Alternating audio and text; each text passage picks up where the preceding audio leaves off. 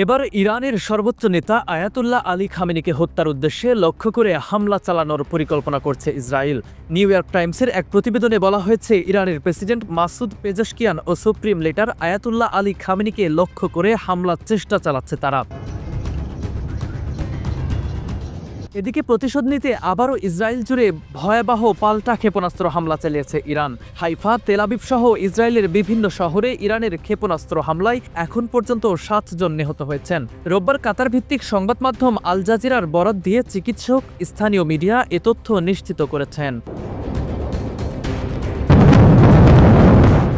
ইসরায়েলের Tel Aviv metropolitan এলাকার Baat yam শহরেও ক্ষেপণাস্ত্র হামলা চালিয়েছে ইরান। এতে এখন পর্যন্ত 35 জন নিখোঁজ রয়েছে এবং 3 জন নিহত হয়েছেন। সেই সঙ্গে আহতদের সংখ্যাও ছাড়িয়েছে শতাধিক। নিহতদের মধ্যে একজন 10 বছর বয়সী শিশুও রয়েছে।